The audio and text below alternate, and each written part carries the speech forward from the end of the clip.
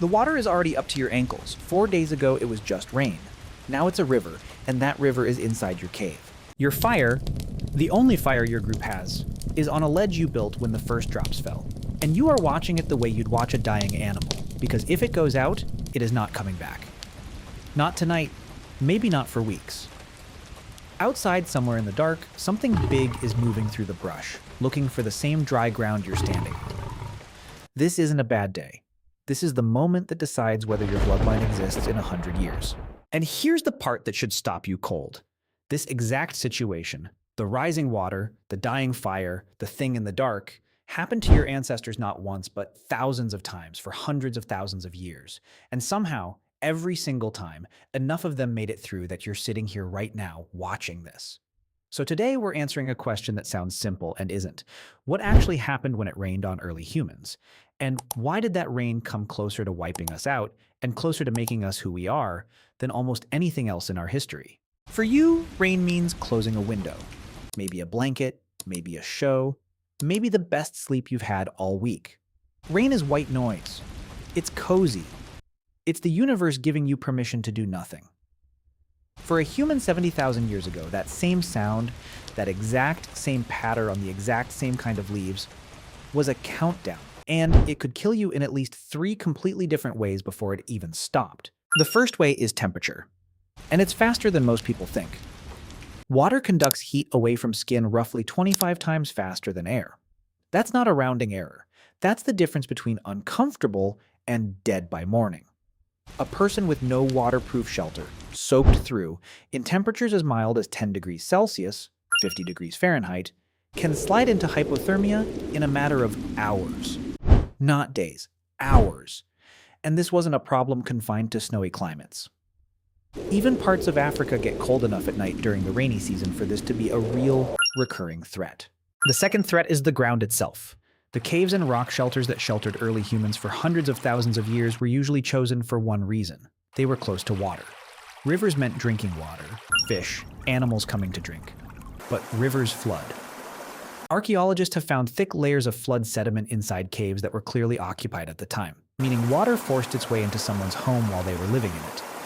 And in some of those caves, that flood layer is the last layer. The site was simply never used again. The people either moved on or they didn't get the chance to. The third threat is the one people almost never think about. Everything else was also looking for shelter. Rain drives animals out of the open and into exactly the same caves and overhangs that early humans depended on. At sites in South Africa, archaeologists have found human remains and large cat remains preserved in the very same sediment layers. And some of those human skulls carry puncture marks that match leopard canines with unsettling precision. Rain didn't just make the world wet. It compressed every predator, every prey animal, and every human being into the same small handful of dry spaces all at the same time. So 3 ways to die, stacked on top of each other for as long as the storm lasted. And in the middle of all of it, one task outranked everything else: keeping the fire alive. We're not fully certain how far back humans could reliably start a fire completely from nothing. That skill likely came later than controlling one. But controlled use of fire goes back at least 400,000 years, based on hearth evidence at Qesem Cave in Israel, and possibly close to 1 million years at Wonderwerk Cave in South Africa. Controlling an existing flame and creating a new one from scratch are 2 very different skills, and for most of that time, most people probably could only do the first one, which means if your fire died in the rain, you might not be able to bring one back. Some groups solved this by literally transporting fire, carrying a smoldering ember wrapped in green leaves, or packed inside a fungus called Tinder fungus, which can hold a spark and smolder for hours. It's essentially a biological lighter. When Ötzi the Iceman was discovered frozen in the Alps, 5,300 years after his death, he was carrying a complete fire-starting kit in his belt pouch. Tinder fungus, flint, iron pyrite for striking sparks, and backup plant tinder. 5,000 years ago, losing your fire was still considered a serious enough risk that people carried dedicated equipment to prevent it. And it wasn't only modern humans solving this problem. Neanderthals, working with the same wet weather chemistry, are now known to have produced birch bark tar, a genuine manufactured adhesive made by carefully controlling smoldering bark at specific temperatures, something that requires real process knowledge, not luck. The image of Neanderthals as simple brutes who could barely manage fire has been steadily dismantled by finds exactly like this one. So when the rain hit, the priority wasn't shelter, it was the flame. Move it deeper into the cave. Shield it with hides. Feed it constantly, carefully. Too much smothers it, too little lets it die. Hunt for dead branches still hanging under a canopy, usually dry underneath even in a downpour. Split wet logs to reach the dry wood at the core. Use birch bark as kindling, because birch contains a compound called betulin that will actually burn even when wet. For some people, this was the entire job during a storm. Sit by that fire for hours and do not let it die. Because that fire wasn't just warmth, it was light, safety, cooked food, and the one thing standing between the group and the dark outside. So the fire's holding, you're dry enough to survive the night, but you still can't leave. So what do you actually do with that time? You build things. And the archaeological record on this point is almost overwhelming. Caves are packed with stone tools in every stage of production, along with piles of tiny flakes, the debris left over from shaping a blade, concentrated in specific spots exactly where someone would sit near the fire and work for hours at a stretch. But it goes far beyond stone. At Blombos Cave in South Africa, archaeologists uncovered a genuine production workshop roughly 100,000 years old. Abalone shells used as mixing bowls, ochre ground down into fine powder, bone tools used to stir and apply it. That's not a survival task. That's a process with steps repeated on purpose. Around 61,000 years ago in South Africa, and later across Europe and Asia, bone needles start showing up. These are delicate tools with tiny hand-drilled eyes. You do not make one of those while running from a predator. You make it sitting still, with focus, and hours you don't normally have. And then there's the discovery that quietly rewrote what we thought Neanderthals were capable of. At Abri du Maras in France, researchers recovered a fragment of 3-ply twisted cord. Actual string, made from twisted inner bark fibers, dated to somewhere between 41,000 and 52,000 years old. That's not modern humans. That's Neanderthals using multi-step fiber processing that requires understanding of seasonal plant cycles and basic concepts of twisting and counter-twisting fibers together. In Germany, at Hohle Fels Cave, archaeologists found a 35,000-year-old tool carved from mammoth ivory, with drilled holes and spiral grooves, built for one purpose only: twisting plant fiber into rope. A dedicated rope-making machine, carved by hand, sometime during the Ice Age. Rope changed everything downstream of it: better shelters, snares, tool handles, nets. An enormous share of human technology quietly depends on string, and string was very likely invented by someone with absolutely nowhere else to be. Even sleep got engineered. At Sibudu Cave in South Africa, archaeologists found genuine bedding dating back 77,000 years. Layered sedges, rushes, and grasses arranged as sleeping mats, topped with leaves from a plant called Cape laurel, a natural insect repellent. That bedding was periodically burned and replaced to keep it clean.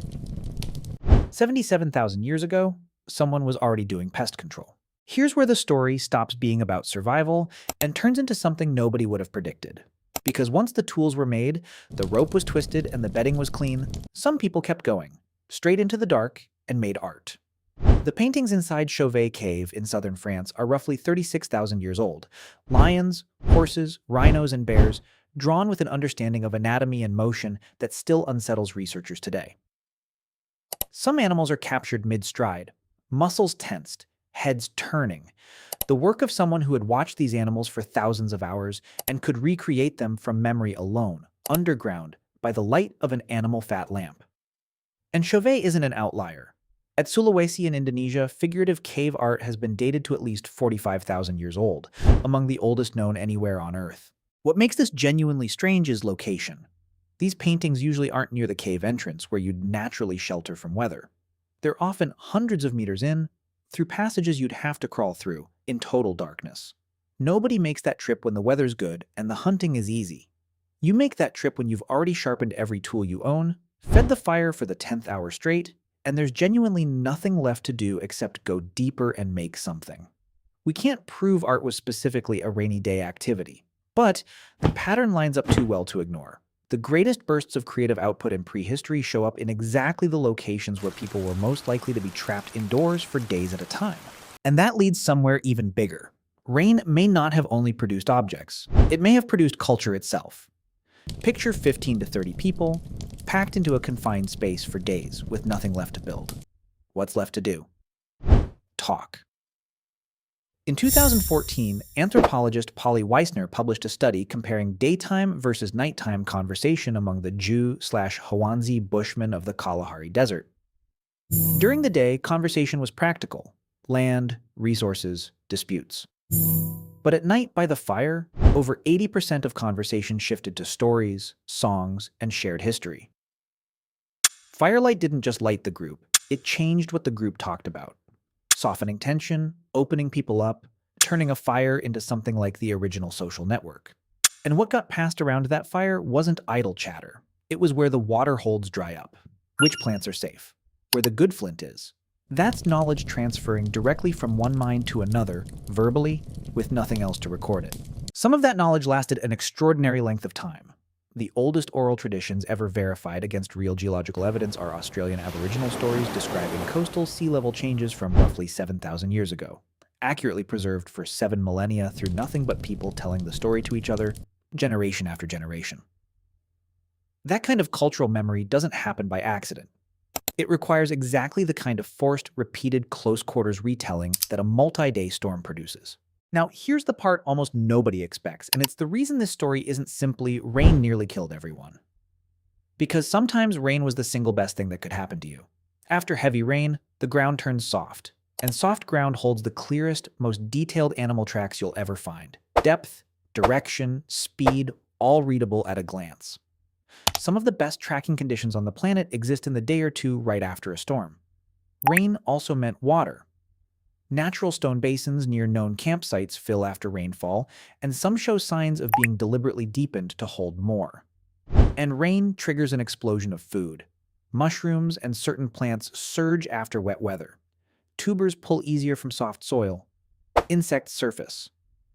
In tropical regions, termites swarm en masse right after rainstorms. One of the most protein-dense foods available, requiring no tools and no weapons, just hands. Chimpanzees do this today. Early humans almost certainly did the same, at a much larger scale. So what actually happened when the rain didn't stop? Almost everything that mattered. The fire stayed lit through sheer, stubborn attention. Tools got made for the next hunt. Rope got twisted for the next shelter.